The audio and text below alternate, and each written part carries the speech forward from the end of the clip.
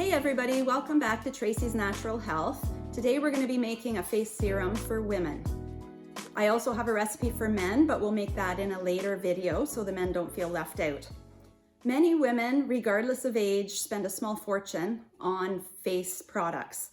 They're trying to usually tackle a variety of issues: wrinkles, acne and blemishes, redness, dark spots. The list is endless.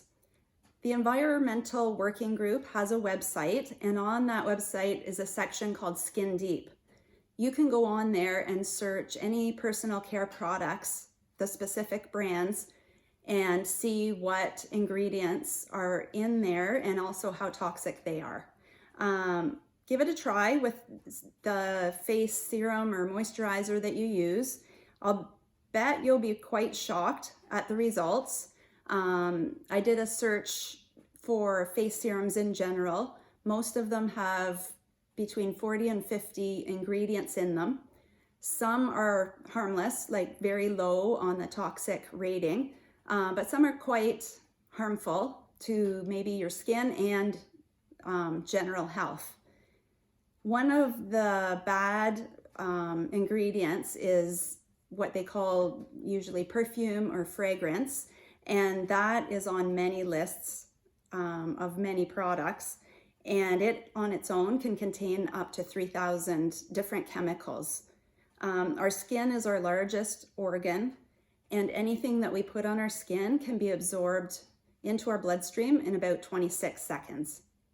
I like to make my own face serum so that I know exactly what's in it. The ingredients include almond oil.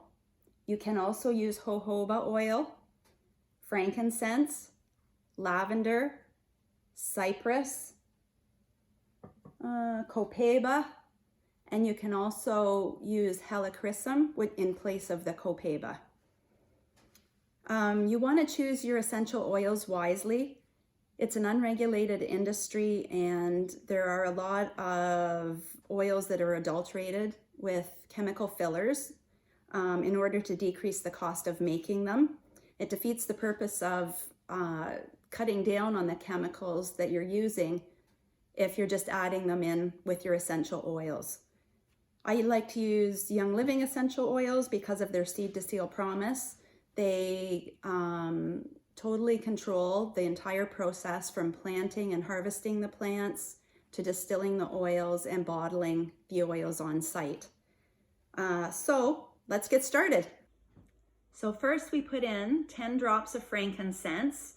This helps to tighten the skin and reduce the appearance of wrinkles, acne, blemishes, dark spots, and scars. Next is 10 drops of lavender to help with eczema, psoriasis, acne, and scarring.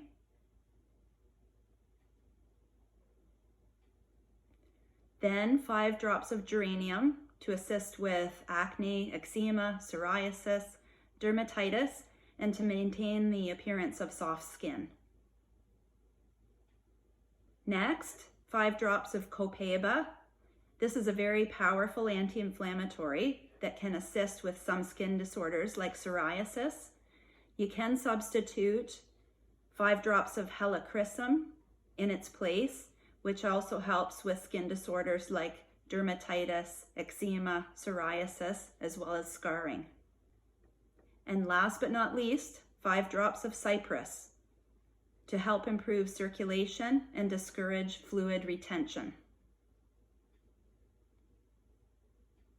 Oops, I was so excited about getting all those oils in there, I forgot the almond oil.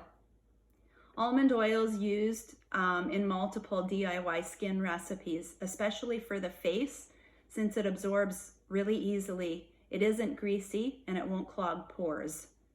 You can substitute half of your almond oil amount, 1 ounce, for jojoba oil, and it helps regulate sebum production and therefore can decrease the oiliness of your skin.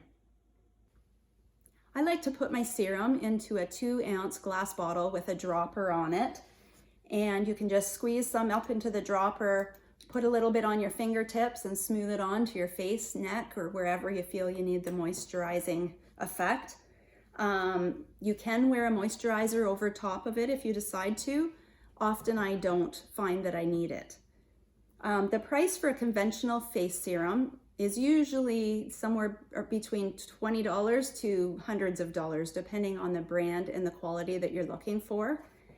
The oil that we made today, the serum, is approximately $8 to make.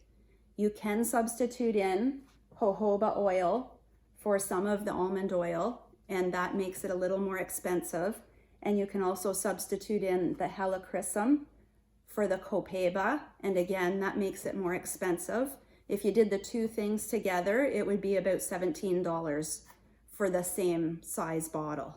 Either way, this bottle usually lasts between 3 and 6 months, depending on how often you use it. So that's it for today. Thanks for watching. If you decide to try this recipe out, let me know what you think. If you liked this video, please feel free to give it the thumbs up and potentially subscribe, and have a great day.